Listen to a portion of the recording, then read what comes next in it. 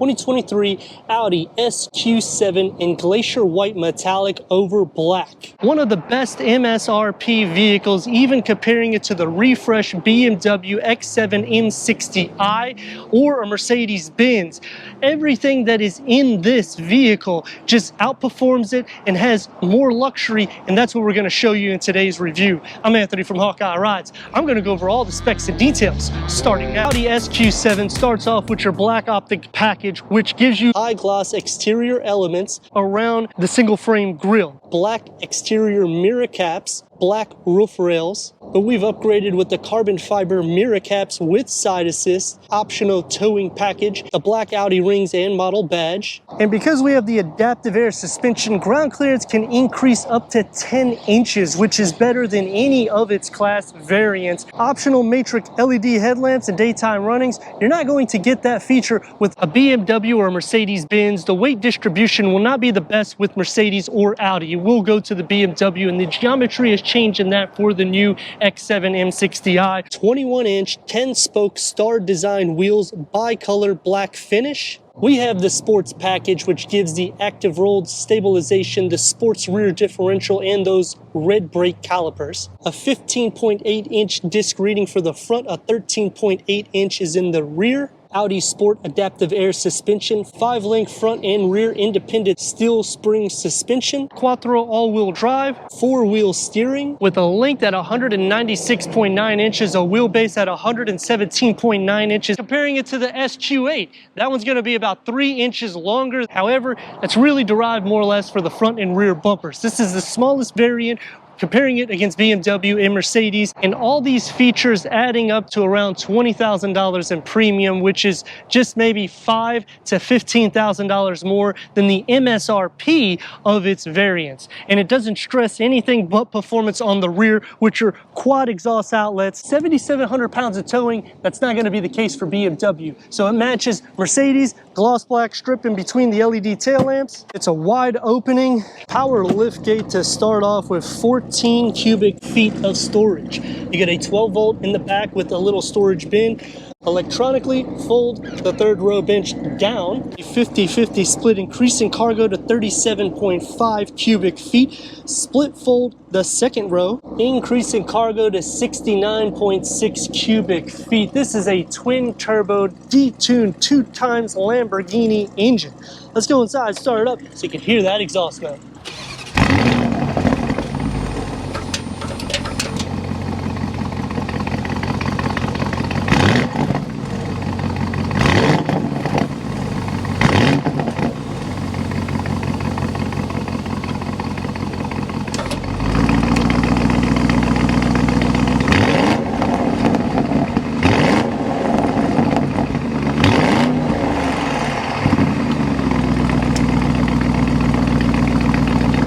That active exhaust note that you get out of that V8 twin turbo Lamborghini engine detuned twice, and that's because we do not get an RSQ7. You have to go to an RSQ8 to get that full performance. So the 4.0 liter TFSI V8 twin turbo producing 500 horsepower and 568 pound-feet of torque. That's paired to an 8-speed Tiptronic automatic transmission, achieving 14 to 20 mpgs. That's good to reach 60 at 4.3 seconds with a quarter mile around 12 seconds flat.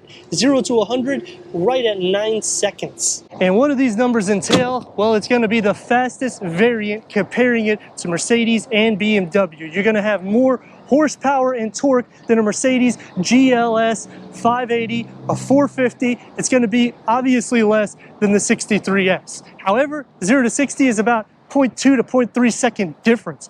MSRP on that is nearly $140-some thousand.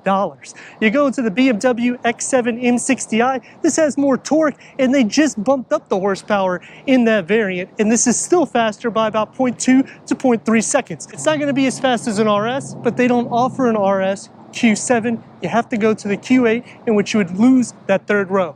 Let me know in the comments what you think about the 2023 Audi SQ7. As we go inside, go over to the tech and take us for our drive. Entering inside this track-worthy, everyday SUV blend with 39.9 inches of headroom, 41.7 inches of legroom, 20-way power seat adjustment, heated, ventilated, massage quattro badging that illuminates at nighttime with the piano black, the air vents that's seamless with the leather wrap on top, with the contrast stitching, heads-up display, Audi's 3-screen setup, 10.1 MMI navigation. We got the pinch and the swipe. Click into the home button, Apple CarPlay, Android Auto, Sirius XM, AM, FM, streaming, Bluetooth audio. When you click into the vehicle setting, this is pretty much everything for your extra seat adjustments and for your massage seats for both the front occupants. When you go into the Audi Drive Select, this you can configure to make it more dynamic. You can leave it as auto, or you can configure everything yourself to make it as sport derived as you would like. Put it into reverse. We have a 360-degree reverse camera with full trajectory. When you click here, you have a lot of different camera positions that we'll just go through really quickly so you can see all the different angles. You also have your automatic backup assist. Click into the 3D, which you can toggle through all around to see any imperfections around it to make it easy for your reversing. 8.8 lower screen. This is predominantly for your ventilated, heated seats, climate control settings, and for your rear climate control. You have the driver mode select right on the fly, your park assist, and your driver assist button right here, which you can also tailor to your liking to make it a little bit easier for you in driving. Soft leather for the gear lever, gloss black all around, area for your key fob, 12 volt in between the cup holders, a little storage tray with the carbon fiber inlays. It's going to be more sport derived. Open that up and you have Audi phone box, which is a wireless charger, and it also extends the range of your signal with a little storage right next to it. Another thing is you can adjust this up or you can adjust this down to make it more pleasurable for you. Audi's S3-spoke leather wrap steering wheel, obviously multi-function with the paddle shifters. The gauge cluster has a 12.3 digital reader, which you can go through an array of information for the driver. You can also change the views and you can zoom in and zoom out for your navigation. The door panel and the dash fit flush with the carbon fiber memory for both the front occupants. Diamica in between, soft for your elbows, one touch up and down for all your windows. A deep storage pocket, just the width isn't so wide to open that tailgate, and the Bang & Olufsen sound system. For the second row, I'm at 38.8 inches of headroom, 38.8 inches of legroom. You do have sufficient room, and you can also adjust these. So if you put this in the center, it'll make it a little bit less comfortable for me to sit in the second row. However, third row is a little bit easier access. If I fold this all the way forward, now I am against the back of the front seats and I have a substantial amount more room in the back. So you can really make the third row occupant's life a living hell. You can also adjust these seats, if I can find the lever, all the way back, in which I would not be able to sit back there. The other thing about it is it's a 40-20-40 split. So if you see, I'm not necessarily all in the seat because it's a smaller seat design, because they don't do a 60-40. Backseat amenities start off with dual climate control, heated rear seats, air vents in the center, and storage behind both of the front seats. For the door panel, you get the manual sunshades. You get the one-touch, all soft materials with your air vent on the side pillars, carbon fiber inlays. You get a little ashtray with the one-touch up and down, soft for your elbows. Storage pocket is about the same size as the front. Sitting into the center, headroom is still no issue, nor is leg space if it's all the way back. I will be sharing feet, butt, and shoulder space because the second row bench is actually not as wide as the width of this vehicle. Entering into the third row, you pull the lever, push this down, push this here, lifts right up. For the third row, I'm at 35.9 inches of headroom, 29.2 inches of legroom. It's not too claustrophobic. I just don't like the back of the second row seat with the carpet behind it. I wish they would have kept the leather around it so it'd be a little bit more pleasing to look at, especially where the push is and where the rails are for your feet. So it is a little bit more difficult to sit into the third row. 500 horsepower, 568 pound-feet of torque.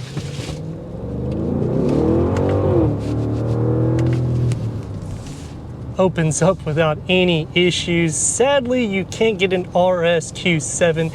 If you want a third row variant in it, they just don't offer it. You'd have to go to the RSQ8, and that has 591 horsepower and 590 pound-feet of torque, which is a significant increase, which is about $25,000 to $30,000 MSRP more than this, but that's just one detuned Lamborghini engine. As for an everyday drive, super quiet in the interior. This is the most quiet variant comparing it to Mercedes or BMW. Under 200 inches, so it's kind of a happy medium because you're at the same length more or less as like an Infiniti QX60, which is an everyday vehicle.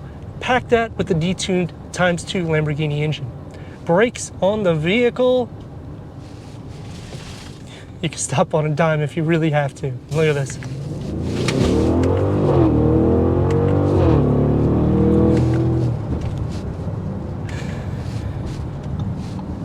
Maneuverability, not an issue. Getting in and out of lanes is not going to be an issue. Long journey is going to be fun because you can wake everybody up if you're going out of state, if you live in the US, and just hit the gas pedal downshift once, maybe twice, and the darn thing's going to liven up. However, there's always some things I like and dislike, and that's what we're going to go over. What I like to start off with is the fact that you get so much bang for your buck under $100,000. What does that entail? Well, you're getting this detuned ×2 Lamborghini engine, which is kind of the best blend. When I drive the RSQ8, I feel like it has so much power that it has a little bit of hesitation. The second thing that I like about the vehicle is it's going to have the most soft materials throughout. The disadvantage though is you do have to pay upgrades in order to get the extended leather throughout the interior. The last thing that I like, towing nearly 8,000 pounds. Go to a BMW, especially an M60i, that's not going to be the case. Green light, let's see.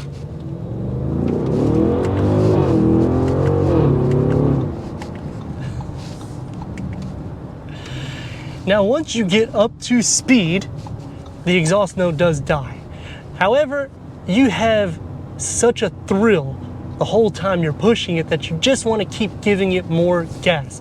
Three things that I dislike has to start off with, they do not offer an RSQ7. The second thing that I dislike, in the third row, it's pretty difficult to fit somebody my dimensions back there. And when you finally get them, your feet are going to have some issues because the rails are kind of everywhere the way they have the 40-20-40 split. The last thing that I dislike is everything more or less is still derived through these touch screens in the center or even in your gauge cluster, in which it really takes away from the drive. If I want to do some advanced seat settings, I have to go into the MMI infotainment screen on the top. If I want to change my climate control, I got to go onto the lower 8.8-inch screen. If I want to do the driving modes, it's underneath there, or I can go to the MMI. It's just a little bit too much. Make it a little bit more simpler. Going back to the comparison and why I chose the GLS 480 or 580 or even the 63S, to show you that it doesn't matter